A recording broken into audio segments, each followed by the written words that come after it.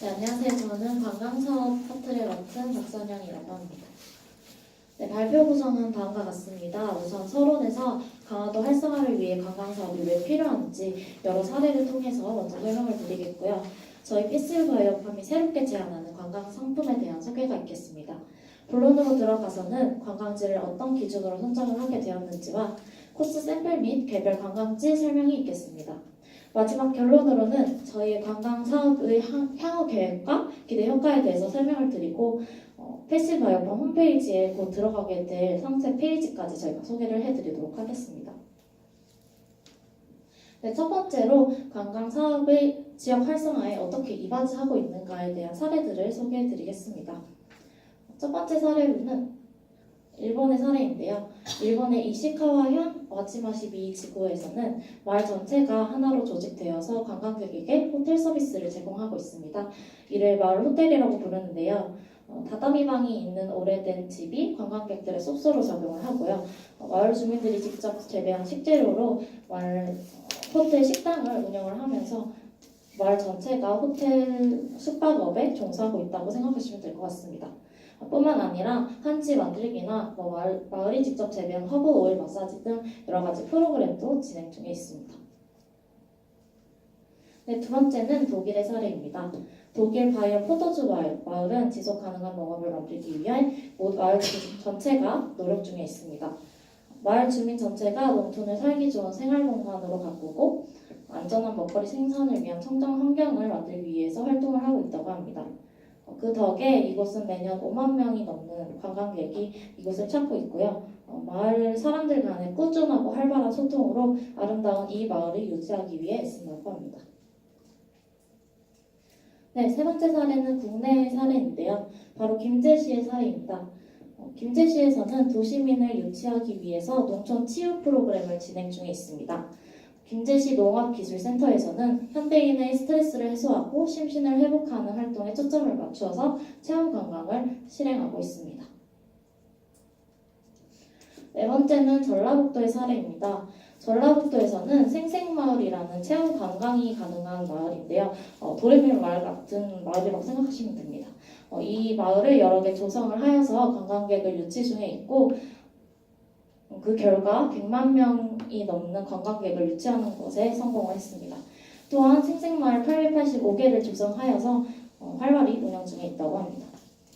다섯 번째는 경북 도농업기술원이라는 곳에서 창의적 체험활동 전문가를 양성하고 있다는 소식입니다. 쉽게 말하면 농촌 체험 프로그램을 개발하는 전문가를 양성하고 있다고 생각하시면 되는데요.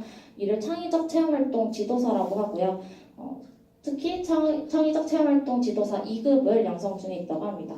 이를 통해서 체험관광 프로그램을 적극적으로 개발하겠다라는 의지를 내비쳤다고 보시면 됩니다. 네, 이 앞선 사례들의 공통점은 마을 주민 전체가 관광객 유치를 위해 힘을 합치는 경우가 많다는 점이고요. 체험관광 위주로 마을 활성화를 꾀하고 있다는 점입니다. 패시브바이오팜이 진행할 관광 사업 역시 이를 강조해야 한다고 저는 생각을 했습니다.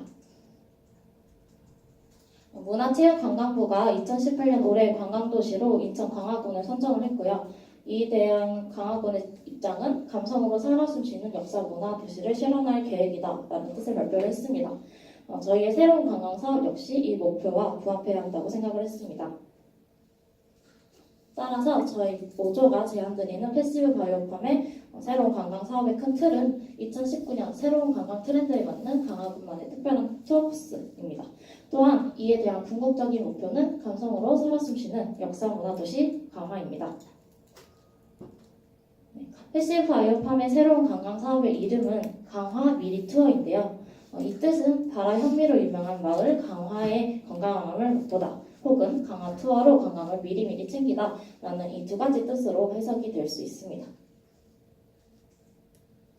강화 미리 투어의 목표는 기존의 강화군이 제공하고 있는 관광 투어 코스와는 달리 2019년에 관광 트렌드에 맞는 관광 코스로 현대식으로 재해석을 하여서 구성했다는 점입니다.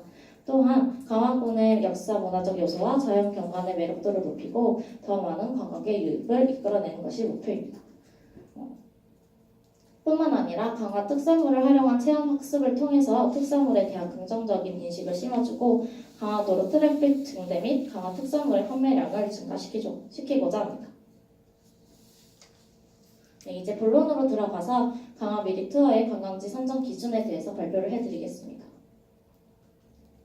제가 기준으로 삼은 것은 한국관광공사가 발표한 2019년 국내 여행 트렌드 브릿지입니다.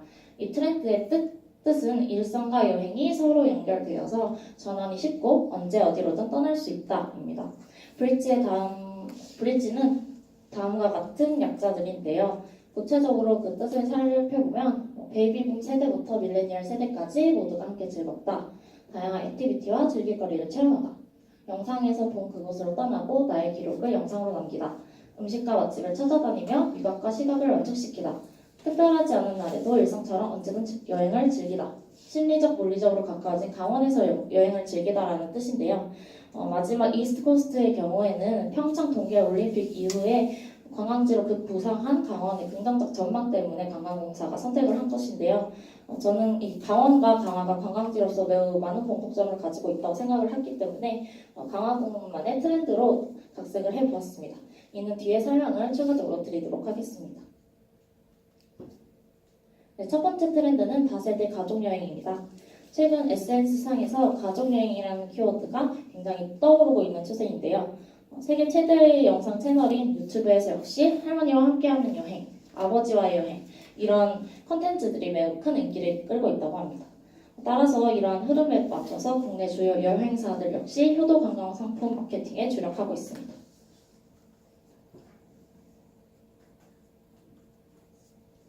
네, 이 트렌드를 강화에 적용해보면 바로 도레미 마을이 떠오르는데요.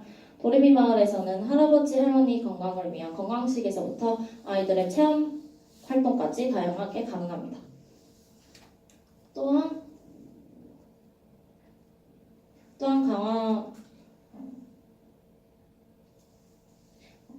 또한 강화도에서는 순무김치 담그기나 망각 칼슘 만들기, 강화 약속 만들기 등 건강식을 활용한 체험 관광 역시 가능하기 때문에 할머니와 아이가 함께 할 수 있는 체험 관광도 가능합니다. 네, 두 번째는 레저 여행이라는 트렌드입니다. 최근 축제, 체험, 행사와 같은 레크레이션 관련 키워드가 국내 여행의 목적 및 활동 부문 주요 키워드로 등장했습니다. 강화에서는 순무김치 담그기, 쑥개떡 만들기, 그리고 지금은 진행 중에 없지만 향후에 누룽지 만들기 체험 등 강화의 특산물을 활용한 다양한 체험 학습이 가능합니다. 뿐만 아니라 남녀노소 즐길 수 있는 루지와 곤돌라 역시 이용 가능하다는 점에서 레저 여행에 적합한 관광지가 될 수 있습니다. 네, 세 번째 트렌드는 SNS 여행 콘텐츠입니다. 이는 SNS 채널 중 하나인 인스타그램의 사진 한 장으로부터 여행이 시작되고 주요 여행지 및 루트가 결정된다는 뜻입니다. 저희도 역시 SNS를 활용하여 강화 미리 투어를 홍보하면 좋겠다고 생각을 하는데요. 강화의 사진 명소나 관광지에서 찍은 사진들로 인스타그램을 업로드를 하면 그 해시태그를 통해서 더 많은 관광객들이 유입되는 것입니다. 근데 이 게시물들을 이끌어내기 위해서는 이벤트가 있으면 좋겠다고 저희가 생각을 했어요. 그래서 특정 해시태그를 달아주면 할인 혜택을 주거나 증정품을 증정한다 등의 이벤트로 SNS 업로드를 유인을 하면 보다 많은 게시물이 업로드 될 수 있다고 생각합니다. 네, 네 번째 트렌드는 맛집 탐방입니다. 먹방, 맛집, 여행이 결합된 예능 방송 프로그램이 인기를 얻으면서 최근에는 국내 여행 중 음식 관광의 비율은 연간 10% 이상 증가했습니다. 즉 사람들이 여행을 할 때 주 목적이 맛집이나 카페를 투어하는 것입니다. 근데 맛집이라고 해서 꼭 식당이 될 필요는 없고요. 예쁜 카페나 디저트가 맛있는 카페 혹은 사진이 찍기 좋은 카페 등이 큰 인기를 끌고 있습니다. 따라서 강화 미리 투어 코스 중 하나로 조양방직을 저는 추천을 하는데요. 이곳은 일제강점기 때 세워진 강화의 최초 인경 공장을 카페화한 곳입니다. 흉물스럽게 변해버린 공장을 예술 작품으로 만들었다는 점에서 역사적으로나 문화적으로나 의미가 있는 곳이며 최근 젊은 층을 대상으로 큰 인기를 얻고 있다는 점에서 충분히 관광지로서 매력이 있는 곳이라 생각됩니다. 그 밖에도 제가 추천드리고 싶은 식당은 민마루 해변의 바다의 마음이나 유천 횟집, 도레미 마을 근처의 황소마을이나 완이산 근처의 칼국수 맛있는 집입니다. 이 식당들은 모두 단체 예약이 가능하다는 점과 코스의 시간과 위치를 고려했을 때 적합한 곳에 있다는 점에서 저희가 추천드리는 곳이고요. 제가 직접 답사를 해본 곳은 아니기 때문에 그냥 단지 추천만 드리는 집이라고 생각하시면 됩니다. 네, 다섯 번째 트렌드는 연중 여행입니다.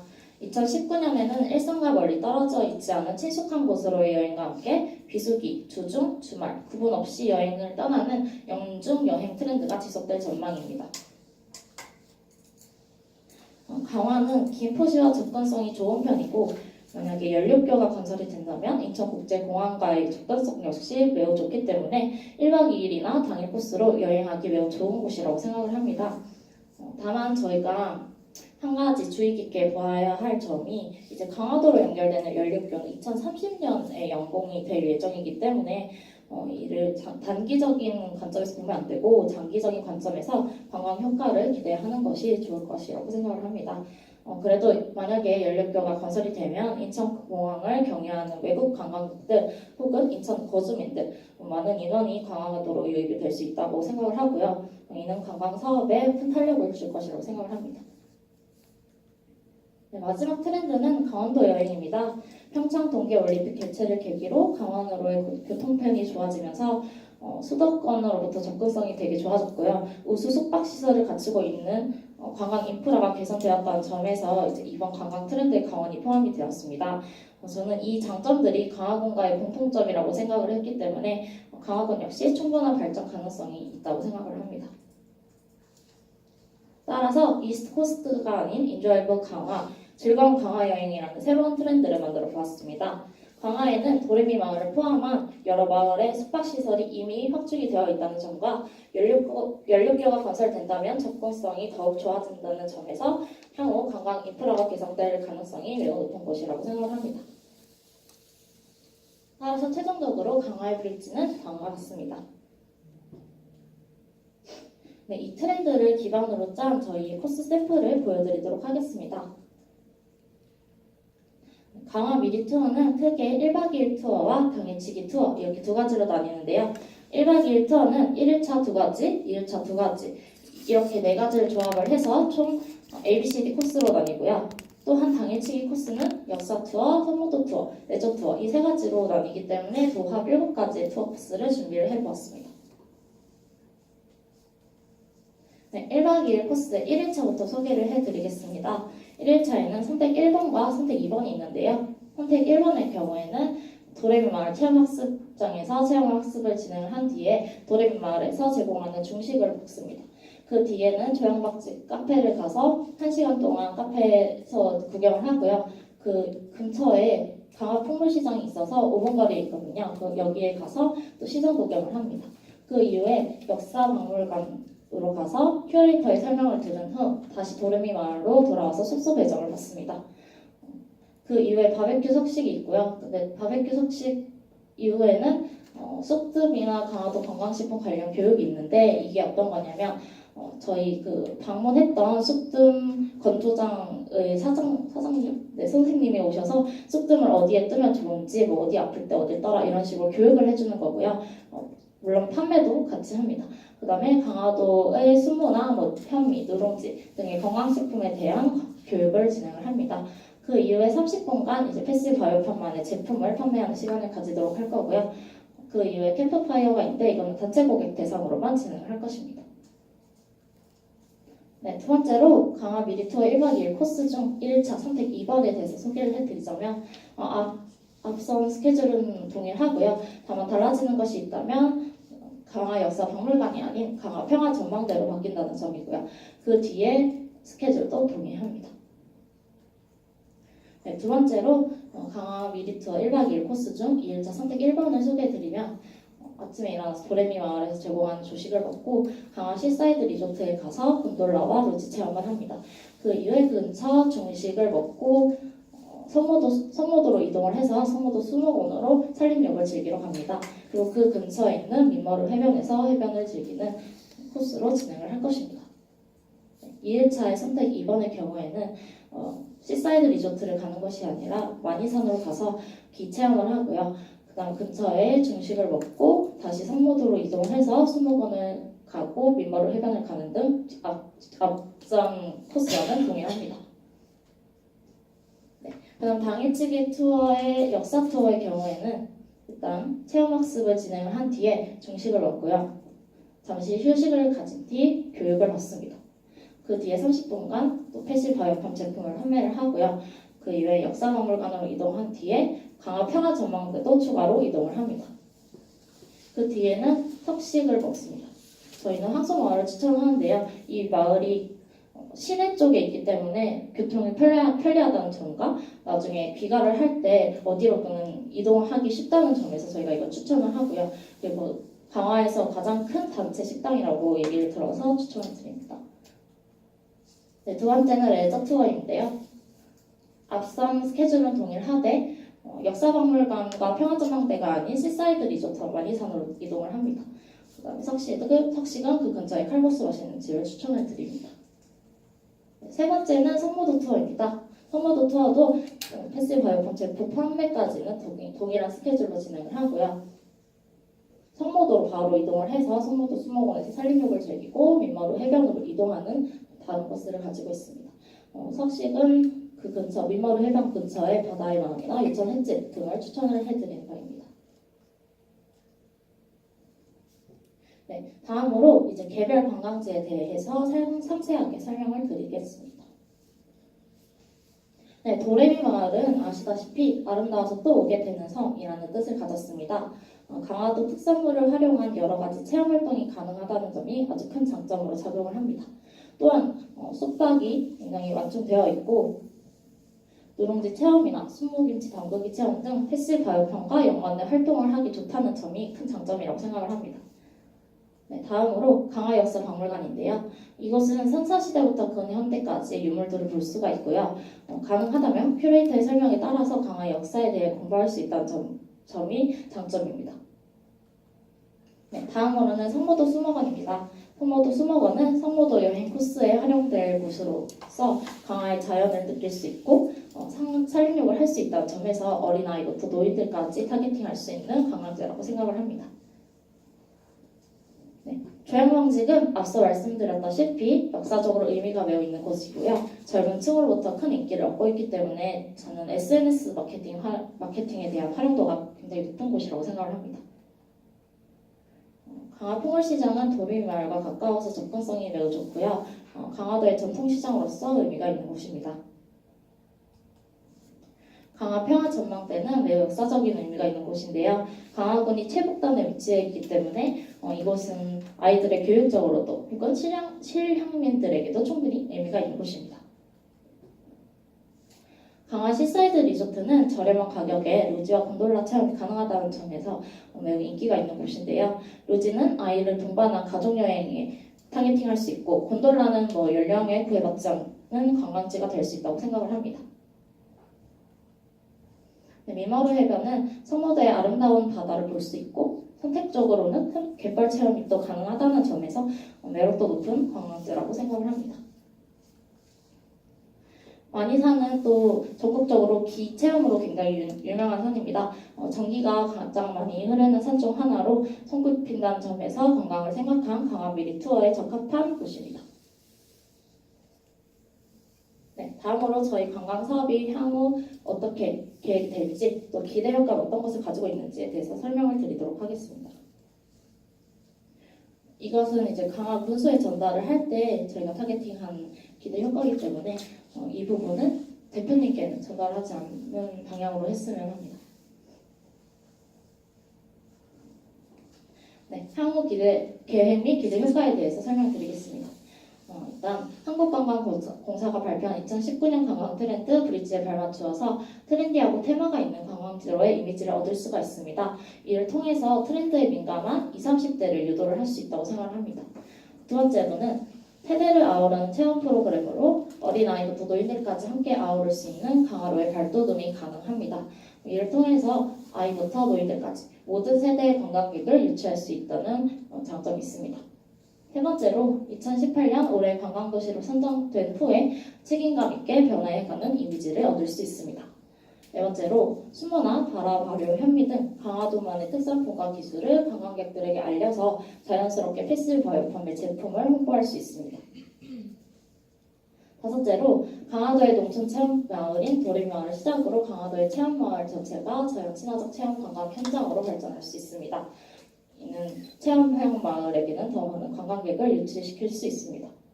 여섯째로 30만 명의 회원을 보유한 사단법인 소비자 교육 중앙회를 관광 참여 대상으로 하여서 단체 관광을 활성화할 수 있습니다. 또한 이런 단체들과 제휴를 통해서 지속적으로 관광객 유입을 이끌어낼 수 있습니다. 저는 이 단체 관광을 보통 평일로 잡아가지고 평일에도 관광객이 고정적으로 있도록 저는 유도를 하고 싶습니다. 다음 일곱 번째로 조량방직 등 지역 상권 활성화가 가능합니다. 이는 조량방직뿐만 아니라 초다양한 지역 상권과 협업이 가능하다는 기대감을 가지고 있고요. 여덟 번째로 평일 관광 이용 시 할인 혜택을 제공해 줌으로써 평일 관광객 유치가 가능합니다.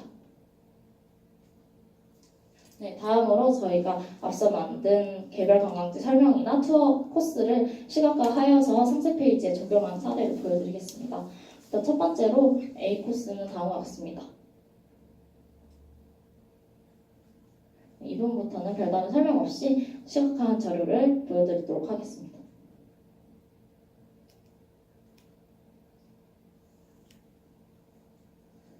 네, 이 부분은 당일 코스고요. 앞서 설명한 스케줄대로 진행이 됩니다.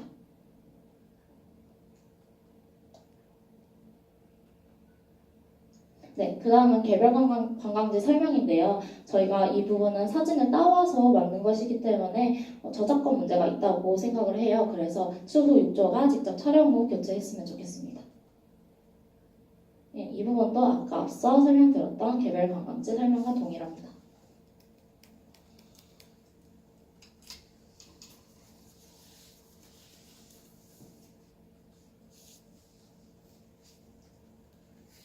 네, 이 상세 페이지를 직접 홈페이지에 적용한 모습을 저희가 그려보았는데요. 저희가 따로 탭을 만들 수 있을지는 모르겠지만 따로 탭을 만들게 된다면 이렇게 현장 체험 탭에 1박 2일 A, B, C, D 코스, 당일치기, 레저, 역사, 소모드 투어 코스, 그 다음 장소 소개 이런 식으로 탭을 만들 예정입니다.